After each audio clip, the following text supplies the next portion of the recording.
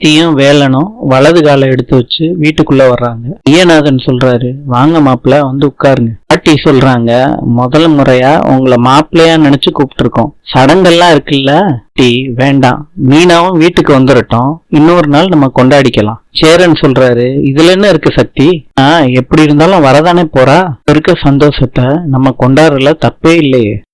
சக்தி சொன்னா சரிதான், அப்பா எப்படியோ இன்னும் 2 நாள்ல சக்தியை கூட்டிட்டு போக வந்துருவாரு. மீனாவையும் நீங்களே வந்து கூட்டிட்டு வந்துருங்க.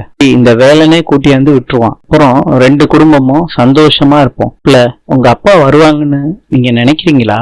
அத்தை கண்டிப்பா வருவாங்க. பாக்குறப்பதான் முரட்டுத்தனமா இருப்பாரு, ஆனா உள்ள அவ்வளவு அன்பு. இருங்க அத்தை, அந்த வீட்டுல என் கூட சக்தி நல்ல வாழ்க்கையை வாழ போறா. சக்தி கூட நான் வாழ போற அந்த நாட்களுக்காண்டிதான் காத்துக்கிட்டு இருக்கேன். இதே நடக்கும் மாப்பிள்ள. சேரா, மாடியில இருக்க பெரிய ரூம மாப்பிள்ளைக்கு கொடுத்துரு, நீ அந்த சின்ன ரூம்ல தங்கிக்க. பா வேலனும் சக்தியும் சாப்பிட்டு இருக்காங்களான்னு தெரியல, போய் டிஃபன் ரெடி பண்ணுமா. வேண்டாமா வேலா, ஒரு நிமிஷம் வாவே. சரிமாமா, நாங்க கிளம்புறோம். நான் போகலான்னு சொன்னத நீ எப்படி கண்டுபிடிச்ச? இங்க பாரு, நீ நினைக்கிறத நான் செய்யணும், நான் நினைக்கிறத நீ செய்யணும். சக்தி அன்பு, நான் உன் கூட வரப்போறதில்ல, மட்டும் கிளம்புறியா? ஏன் சக்தி, நீ என் மேல கோவமா இல்லைன்னு உன் கண்ணை பார்த்தாலே தெரியுது. நீ எதுக்கு வரமாட்டேங்கிற, நான் மட்டும் எதுக்கு போகணும்? இது எனக்கு புரியுற மாதிரி சொல்லு, அப்பதான் நான் போவேன். உன் மனைவிங்கிற ஸ்தானத்துல இருந்து கேக்குறேன். நான் எங்க வீட்டுல இருக்கணும், என்னை விட்டுட்டு போயே. நானே உன்னை விட்டுட்டு போகணும்னு கேட்க மாட்டேன், நானே வந்துருவேன். வேலா, நாள் மாத்திரம் இருக்கணும், என் வீட்டுக்காண்டி இருக்கட்டுமா? என்ன சக்தி சொன்ன? நீ ஆரம்பத்துல பேசினது தவிர எனக்கு எல்லாமே ரீங்காரமா கேக்குது. மறுபடியும் சொல்ல. சம்மதமா? நானா சொன்னாலே உனக்கு பிடிக்காது, புருஷன்னு சொல்றேன்னு திட்டுவ. என் மனைவி ஸ்தானத்துல வச்சு பேசுற. கல்யாணம் ஆனதும் முதல் ட்ரிப்பா என்கிட்ட இத பேசுற. இவ்வளவு சந்தோஷமா இருக்கு தெரியுமா? இந்த ஒரு விஷயத்துக்காகவே எது கேட்டாலும் கொடுக்கலாம் போல தோணுது. ஒரு நாள் உன் குடும்பத்தோட இருக்கணும்னு நினைக்கிற, அவ்வளவுதானே? சந்தோஷமா இரு சொன்ன ஒரு நிமிஷம் எல்லா பிரச்சனையும் சால்வ் ஆகி வாழ்வேன்னு எனக்கு நம்பிக்கை வந்துருச்சு. கிட்ட நான் காட்டின பொறுமையும் அன்பும் இப்ப புரிய ஆரம்பிச்சிருச்சு. இப்ப வேணாலும் கூப்பிடு, நான் வந்து கூட்டிட்டு போறேன். சந்தோஷமா இரு சக்தி. இல்லன் வண்டியில போறாரு. சக்திக்கு சக்கரை வாயில போடுறாங்க. மெய்யநாதன் சொல்றாரு, உங்க அம்மா ரொம்ப சந்தோஷமா இருக்கா, அதான் வாயில சக்கரை எல்லாம் போடுறா. கேத புருஷன்னு சொல்லி வேலனை வெறுத்துக்கிட்டு இருந்தா. இப்ப மாப்பிள்ள தப்பு பண்ணலன்னு தெரியுது, அதனாலதான் சந்தோஷமா இருக்கும். நேற்று அவங்க வாழ்க்கையில இனிப்பு மாத்திரம் தான் இருக்கும், அதான் அந்த சக்கரை. இல்ல அம்மா உனக்கு ஸ்பெஷல் பால்கோவா செஞ்சு கொடுக்குறேன். இல்லன் விஷயத்துல என்னைய கல்யாணத்துக்கு முன்னாடி கடத்திட்டான்னு வெறுத்தது என்னமோ உண்மைதான். என்னைய கட்டாயப்படுத்தி தானம்மா கல்யாணம் பண்ணா, அது இல்லைன்னு ஆயிருமாமா? ஐயோ, எனக்கு பிடிச்ச வாழ்க்கையே நான் வாழல, வாழ்க்கை அமைஞ்சிருச்சு, அதை எப்படியெல்லாம் ஏத்துக்கிறேங்கிற ப்ராசஸ்ல இருக்கேன். எனக்கு இனிமேட்டு எந்த வழியும் இல்லையே. நான் முயற்சி தான் எடுக்க முடியும். விலகுறதும் வெறுக்கிறதுலயும் தான் பதிலா இருந்துச்சு. கிட்னாப் விஷயத்துல அவனை வெறுத்துட்டோம்ங்கிற குற்ற உணர்ச்சி எனக்கு இருக்கு. தீனி போடுறதுக்காண்டிதான் மனைவிங்கிற பொறுப்பு எடுத்துக்கலான்னு ஒரு முயற்சி எடுத்திருக்கேன். வேலைங்கிட்ட நான் சொன்ன அர்த்தமும் அதுதான். நீ வெறுக்க வேணான்னு நினைக்கிறதே விருப்பம் வர்றதுக்கு தானே அர்த்தம். பிடிச்ச விஷயத்தான் நம்ம முயற்சி பண்ணுவோம்னு நினைப்போம். வேலைனுக்காண்டி உன்னை மாத்திக்க நினைக்கிறதே நல்ல அறிகுறி தான் சக்தி.